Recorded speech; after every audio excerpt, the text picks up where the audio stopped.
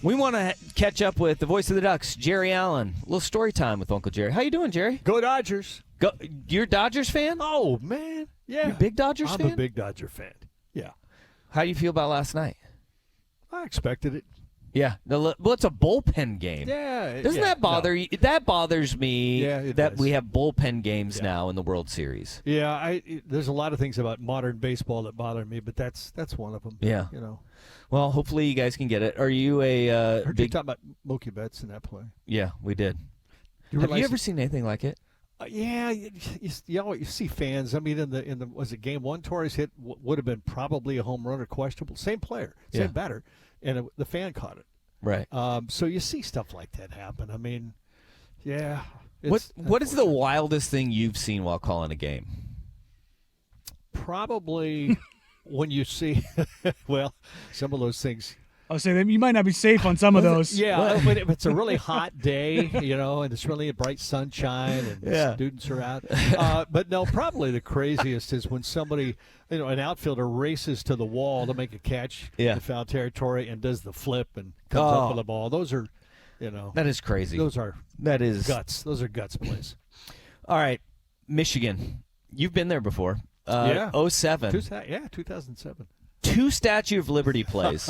And they both worked. What? One was a Statue of Liberty, one was a fake. Yeah, to Jonathan Stewart on the first one. Right. Yeah. And then Dennis Dixon on the second one. I actually heard the call. The football program put out the video and I was right there with you because everybody thought that ball was gone when Dennis pulled it and took it into the end zone. Yeah. I mean, he hid that ball. I mean, it was perfectly executed, and to do it 2 times in the same game and have it work. No, come on. That's like the hidden ball trick in baseball and getting the guy out at first base twice in the same game. You're not going to see that. No. Michigan was in it in a bad way that year. And it's too bad because Oregon was good, and we knew that the Ducks were good, and we're hoping to go back to Michigan and take them down as the first team to take. But App State beat them the week before, so it took a lot of the pizzazz out of Oregon beating Michigan. But App State beat them the week before, so Michigan's not very good. Oh, come on. They weren't. It happens. Game. It was 100,000 people, and it's the quietest it's ever been in a football stadium. All you could hear was Duck fans yelling, "Go Ducks!" That's a great feeling. No, it was. I'm sorry, I don't mean to laugh. But it was good. Michigan was going through a transition, which a lot of teams do. Oregon has done the same thing, had great years, then go through a transition and come back, and they obviously got it back. They're the defending national champion. Yep. So, what's it like to call a game when you've got that massive humanity? When you've got that many people just making up the environment. Because it is as loud and crazy as Autzen gets, and it does, you've got half the people. When you're talking about a place like Michigan or Ohio State where it's just, is there something different about just seeing that many people there for an event? Yeah, I don't want to say unnerving, but not even claustrophobic is not the right word. But when you're in amongst that number of people, and my mind goes there because I'm a science fiction nut, so I'm always thinking about things happening. So I'm thinking, if something happens, where am I going to go? How am I going to get out? What's this going to be like? I mean, do I just hide in a corner and hope nobody runs over me, or do I get squashed in the mad rush? But it is a little unsettling. It is.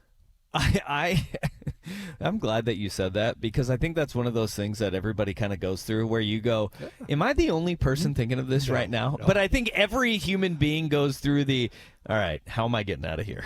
How am I going to be the one to get out of here first? The old Husky Stadium, before they remodeled, the press box was suspended underneath the grandstands.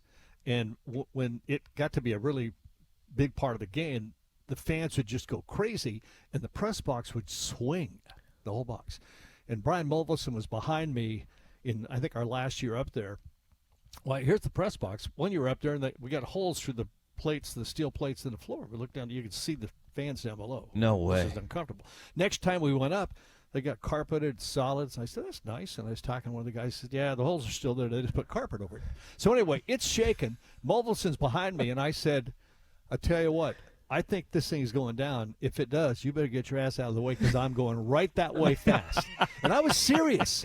Jorgie and I were like, this is not good.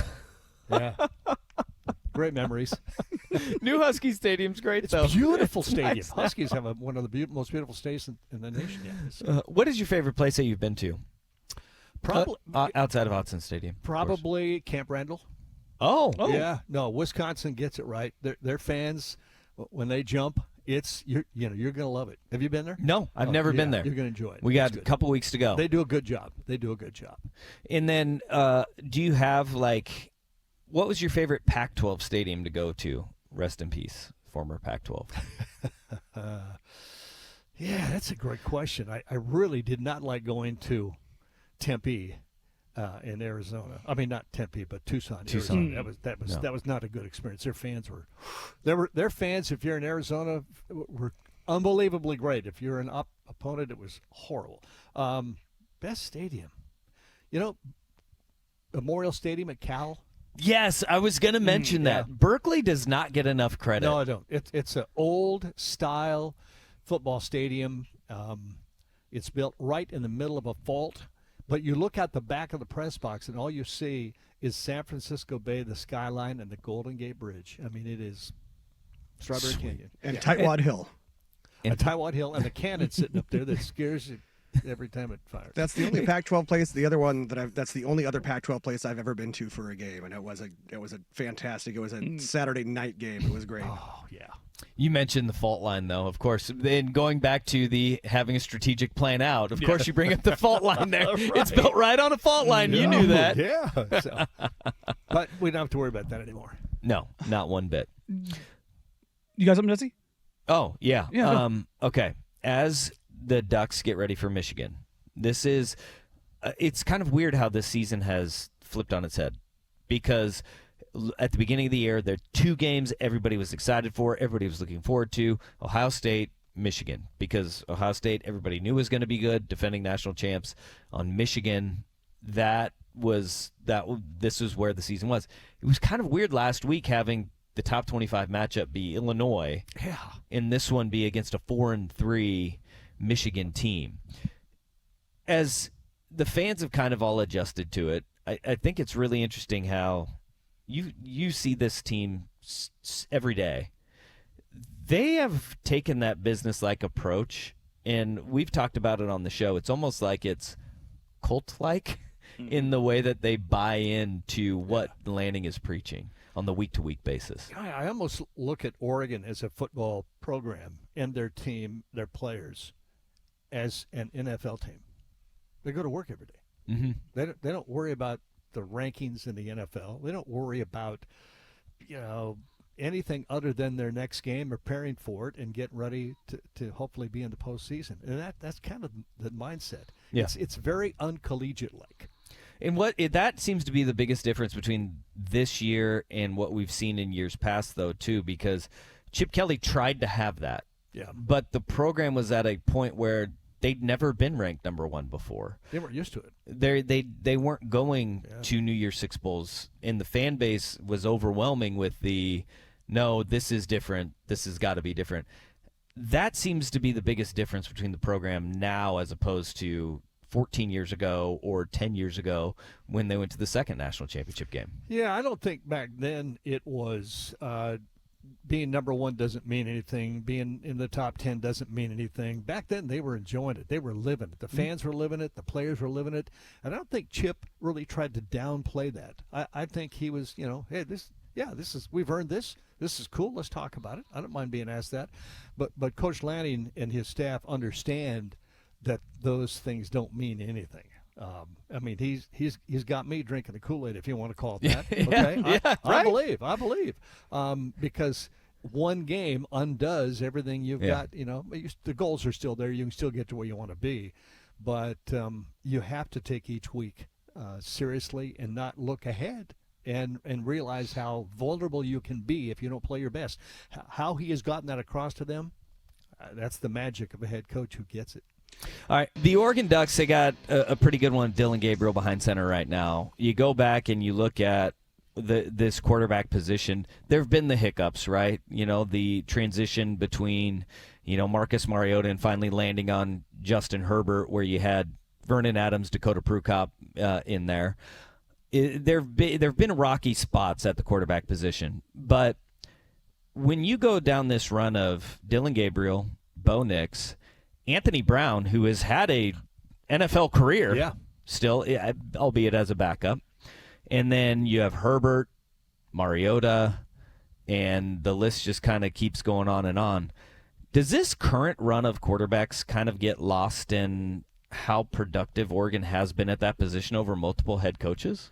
Well, I would say yes, it gets lost because you never hear anybody talk about it. Yeah. I mean, none of the major networks, ESPN, nobody's done a story on the success, recent history, going back to Fouts, even you mentioned Norm Van Brocklin, and look at the number of quarterbacks that have gone on to the NFL, had success in the NFL, and most recently are really having success. Nobody talking about it. So I would say it's way overlooked. Yeah, I remember, and we brought this up during the break because I kind of posed this question to you during the break.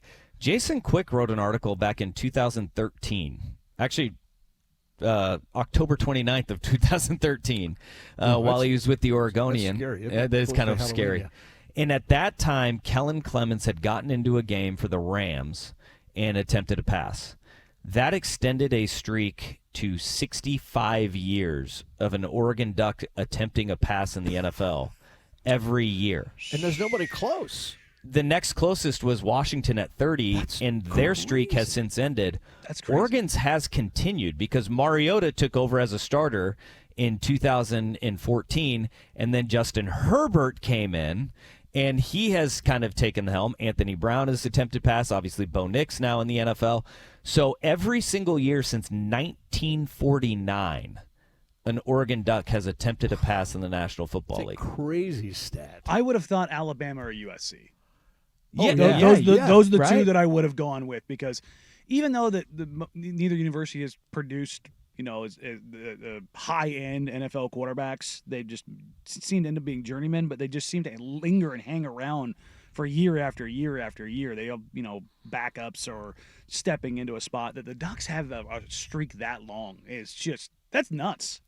Yeah, I would never have thought it, because look, we think of Oregon's success in football, and it kind of really started with Bill Musgrave making a bowl game in the late 80s, right? 89, going to the Independence Bowl. And then before that, though, it was some dark years, some lean years. Yeah. But part of the reason I think really that you don't look at Oregon as quarterback U is because one of the first things that people look at is how many national championships, how many conference championships through that period of time have they won. And when you don't see many of those, you assume they couldn't have had too many good players unless you do a deeper dive and research on it. So, Oregon had Alabama, Ohio State, Oklahoma. They've won the national championship, so they automatically draw attention to those players. Yeah. Oregon hasn't. Yeah, and I mean, like, outside Norm Van Brocklin and Dan Fouts, there hasn't been this overwhelming success of the quarterbacks either, right? No. But to Danny's point, and like, this with USC quarterbacks, I mean, you can be a really good college quarterback and produce NFL quarterbacks. It's what they do when they're gone is out of your control. Yeah, 100%. I mean, you just go down the list of USC quarterbacks for the last 15 years, and Sam Darnold's the only one where I was like, yeah, I could see him being an NFL guy. I mean, ever since Leinart was the last one.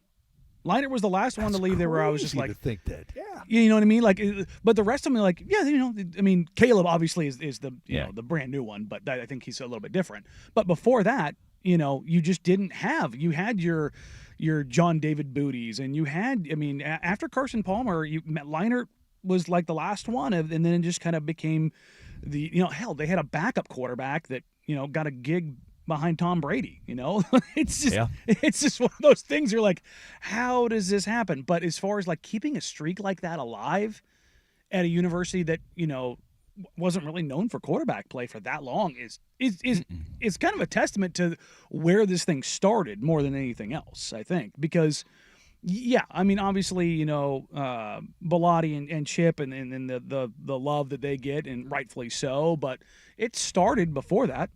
You had to. They didn't just prop themselves up out of nowhere. So,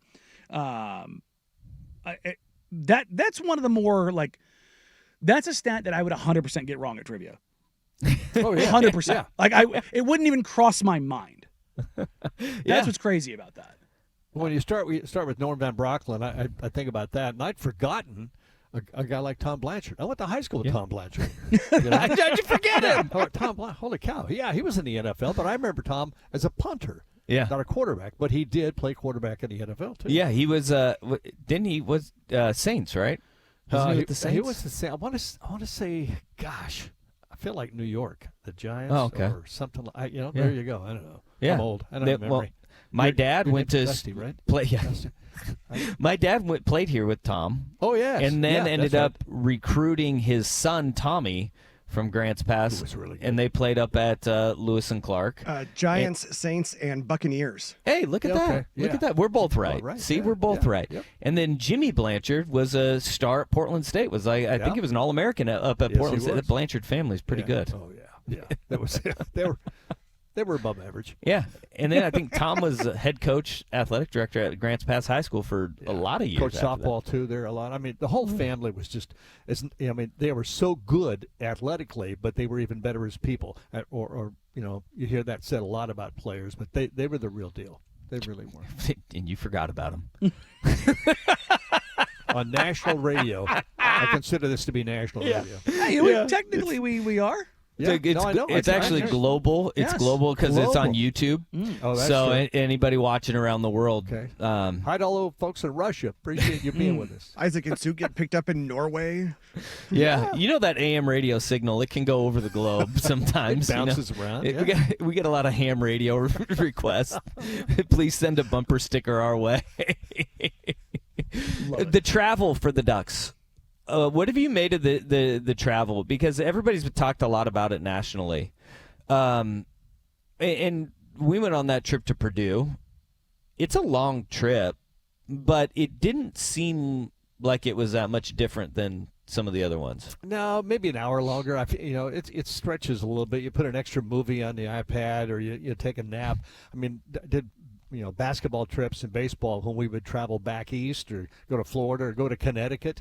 You adapt, you get used to it. I mean, it's if you were going every week to the other side of the country, an issue. Yeah. Right? Yeah. But no, they're young too. You're young.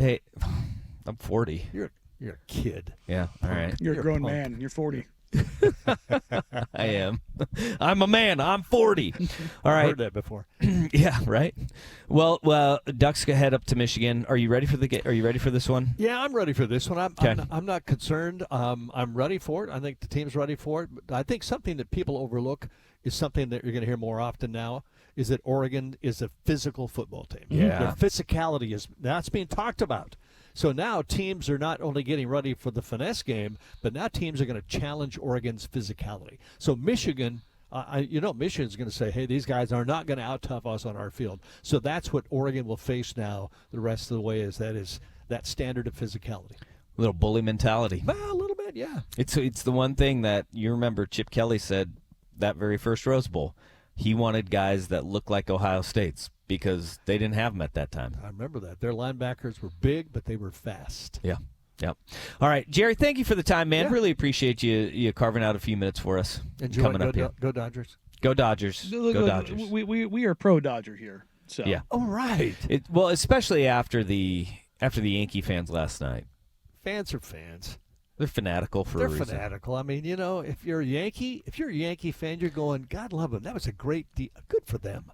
Now I just have this, like, as you as a Dodger fan, are you out in the bleachers, shirt off, and is that how you spend your off season? Is I never did Dodger that. dog? Never did that. Nope.